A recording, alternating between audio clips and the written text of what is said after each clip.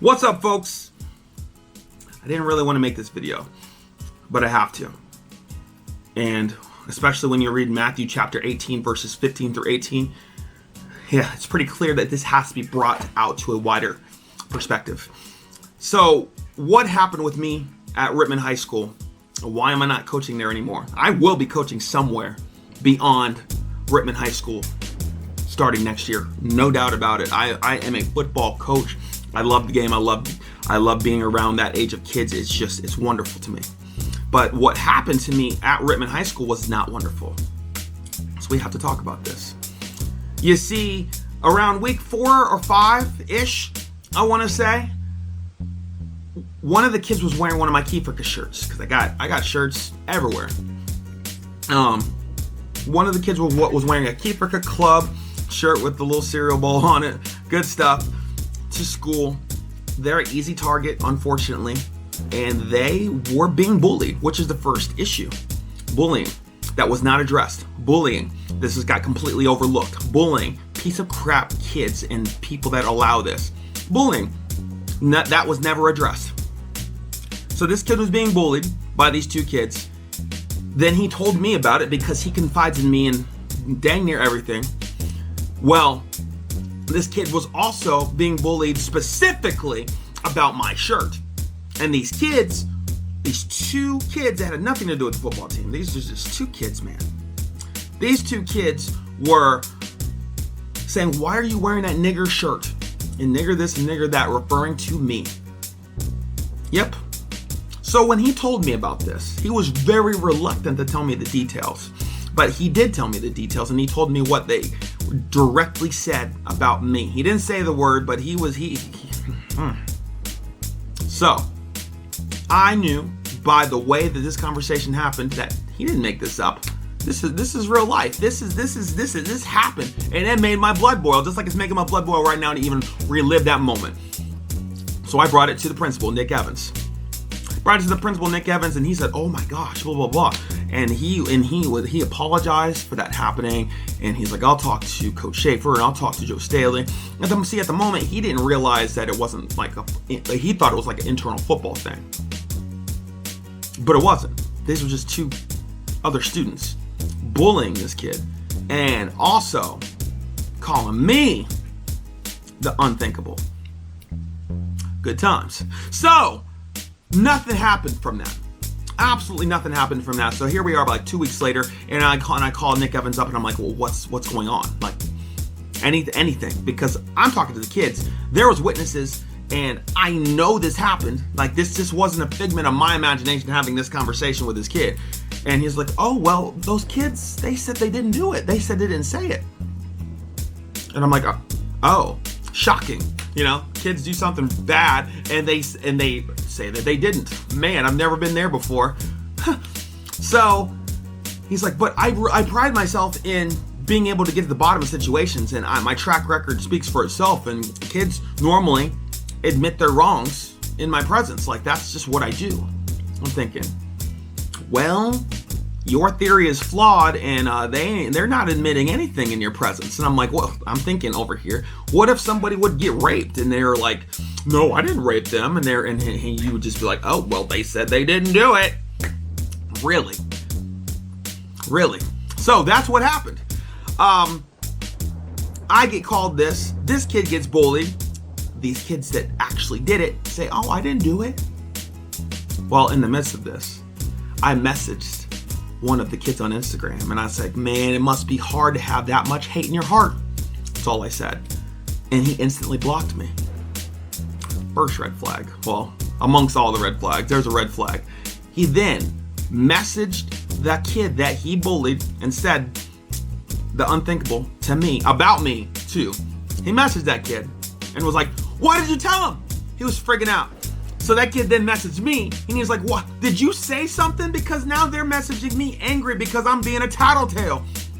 And I'm like, "No, you're not being a tattletale. You're saying what needs to be said because what they said and did wasn't right.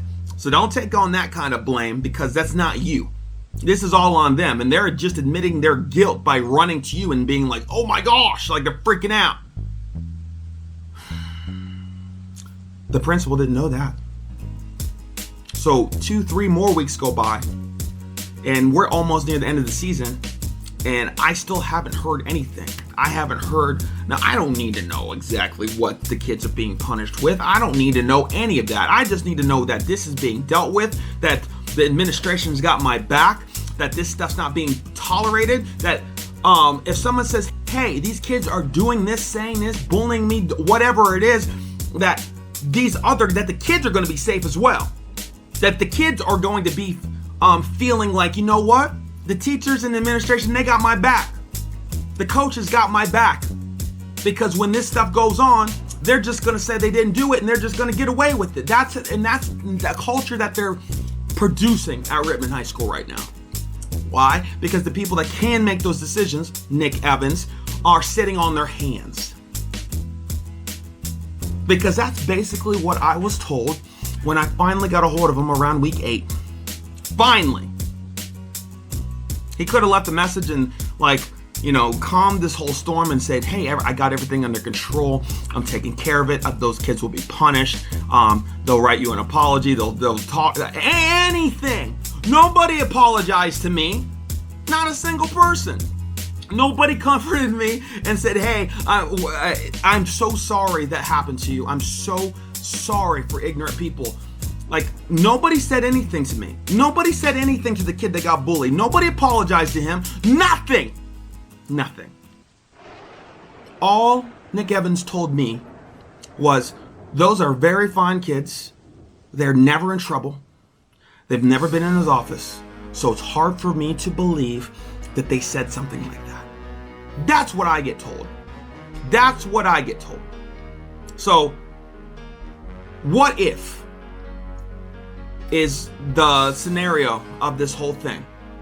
Because if this is allowed to go down, what if is just going to be able to run wild in that school? Because now, what if somebody gets raped? Now, what if something majorly, even worse than this, even though this is very egregious, what if somebody gets physically hurt? And somebody's like, well, I didn't do it. You can't prove that I did it, and I know that I didn't do it. So, why are you accusing me? And they're just like, oh, I didn't do it. And they're just like, well, he said he didn't do it, so I mean. And then they just look the other way. That's crazy to me. That's absolutely crazy to me. But that's what's being perpetuated here.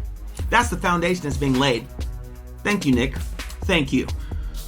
So, I wanted to bring all of this to you because if you are a person of color, or if you have kids that have any sort of pigmentation other than white, and you're thinking about sending them to Rittman High School, you might want to think twice, because this is the kind of situation that could be avoided if just handled. But they just lost a coach. They just lost somebody that loves those kids so much and would do anything for those kids. And I have, and I will continue to. But this kind of stuff can't be tolerated. It can't be. I'm going to continue on, and I'm going to coach somewhere, because that's what I do. I love this age group and high school football and football as a whole, and I'm going to continually thrive as a coach somewhere, daggone it. But not a Rittman. Not ever again. This was my worst fear going into there, because there wasn't anybody that looked like me over there. And within an administration level, there just wasn't anybody that looked like me on a coaching level. There just wasn't. And I kind of see why now. If this is the culture that's there, there's a big reason for that. And I had never experienced it until now. I've never experienced it till now, and I don't want anybody else to experience it either. So I had to bring this to the table because it's trash. You shouldn't have to be the bullying culture shouldn't have to be tolerated. Being called a nigger shouldn't have to be tolerated, and it shouldn't be just like, oh, well, they didn't say it, and just everybody look the other way. Everybody that I talked to about this, head coach, AD, teachers, other coaches, random adults, within that community, they thought this was trash, and they cannot believe that it wasn't being taken care of. But at the same time, a lot of the people from the inside, they could believe that it wasn't being taken care of, because they know the culture that's being set forth there. Nick You can change it, but apparently you choose not to, which is crazy to me. So I hope this video gets to whoever it needs to get to, because this message got to get out there. Have a good day. Hope everybody's Thanksgiving was wonderful.